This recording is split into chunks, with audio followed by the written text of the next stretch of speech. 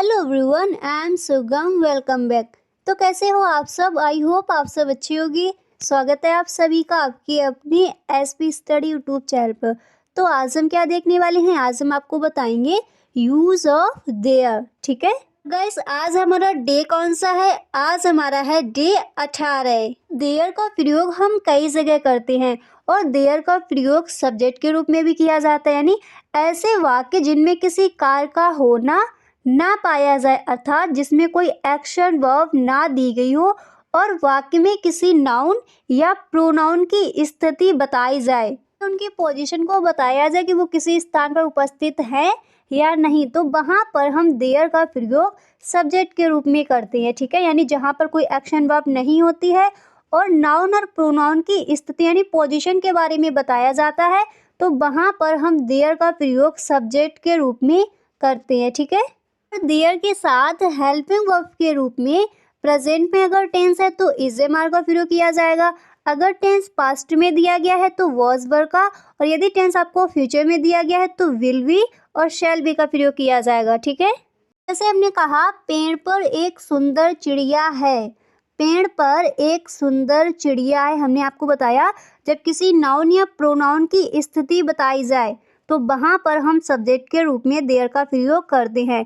तो पेड़ पर एक सुंदर चिड़िया है, यहाँ पर पोजीशन को बताया जा रहा है कि पेड़ पर एक सुंदर चिड़िया है, तो यहाँ पर हम सब्जेक्ट के रूप में किसका प्रयोग करेंगे? देयर का प्रयोग करेंगे। तो हम इसको बनाएंगे there is a beautiful bird on the tree.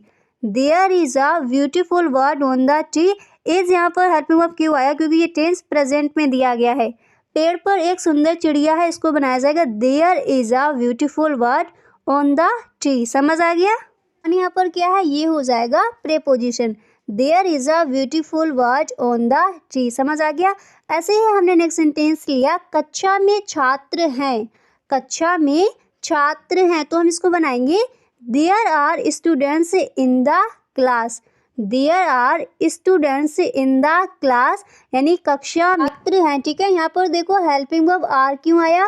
क्योंकि कक्षा में छात्र हैं, तो छात्र एक नहीं होंगे, कई सारे होंगे क्लास में। ठीक है, तो यहाँ पर ये प्लूरल है, इसलिए यहाँ पर हेल्पिंग वर्ब आर आया। ठीक है, टेंस प्रेजेंट में दिया गया है, इसलिए यहाँ पर हेल्पिंग वर्ब क्या आएगा? आर आएगा। कक्षा में छात्र हैं, there are students in the class. समझ आ गया? सही। नेक्स्ट सेंटेंस है अप्रैल में 30 दिन होते हैं। अप्रैल में 30 दिन होते हैं, तो यहाँ पर भी सब्जेक्ट के रूप में क्या आएगा? देयर आएगा। हम इसको बनाएंगे there are 30 days in April. There are 30 days in April. April में 30 दिन होते हैं। सही। हमने नेक्स्ट सेंटेंस लिया अस्पताल में कोई चिकित्सक नहीं है। अस्पताल में कोई चिकित्सक नहीं है, तो यहाँ पर भी सब्जेक्ट के रूप में हम देयर का प्रयोग करेंगे। इसको बनाया जाएगा there is no doctor in the hospital.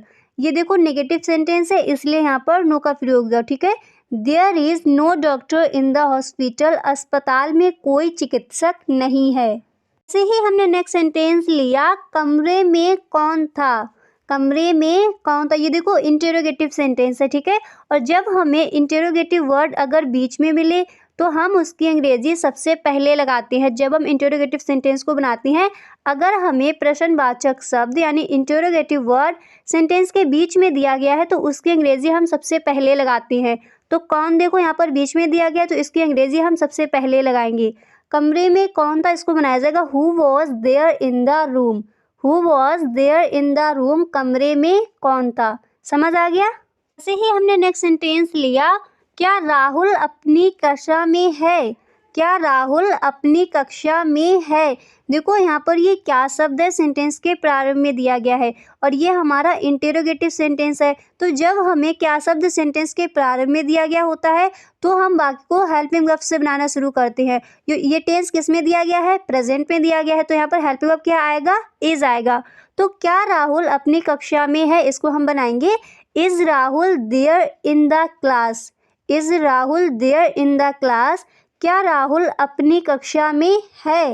इनमें हमें क्वेश्चन मार्क लगा देना है क्योंकि ये हमारा इंटेरोगेटिव सेंटेंस है। ठीक है, ऐसे ही हमने नेक्स्ट सेंटेंस लिया बाग में कई पेड़ थे।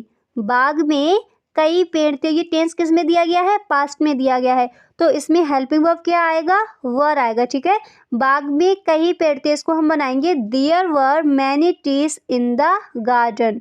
यहाँ पर सब्जेक्ट के रूप में क्या आएगा, देयर आएगा, क्योंकि जब हमें नाउन या प्रोनाउन के पोजीशन को बताया जाता है तो वहाँ पर हम सब्जेक्ट के रूप में देयर का प्रयोग करते हैं। ठीक है, और अगर हमें टेंस प्रेजेंट में दिया गया हो तो वहाँ पर हम हेल्पिंग वर्ब के रूप में इज एम आर को रखेंगे, और अगर हमें पास्ट में दिया गया है तो हम वॉज वर को, और यदि फ्यूचर में दिया गया है तो विल बी और शैल बी को रखते हैं नाउन और प्रोनाउन के नंबर के अनुसार। ठीक है, हमें देखना होता है सिंगुलर है या फिर प्लूरल, उसके हिसाब से हम हेल्पिंग वर्ब लगाते हैं।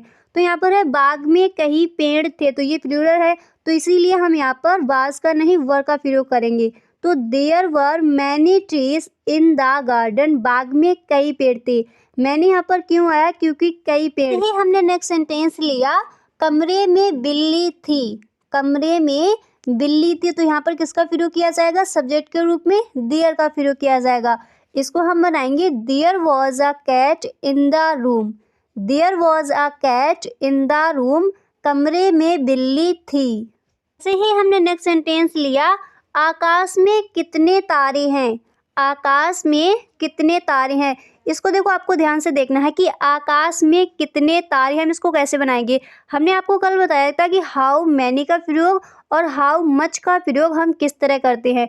तो ये आकाश में कितने तारे हैं, स्टार्स क्या हैं, ये आते हैं काउंटेबल नाउन के अंतर्गत, और जहाँ पर काउंटेबल नाउन की बात होती है तो वहाँ पर हम हाउ मैनी का प्रयोग करते हैं। तो आकाश में कितने तारे हैं, तो यहाँ पर सबसे पहले हम क्या रखेंगे, how many stars, how many stars, और इसके बाद हमें क्या करना है, हेल्पिंग वर्ब रखनी है, और फिर हमें देयर का प्रयोग करना है।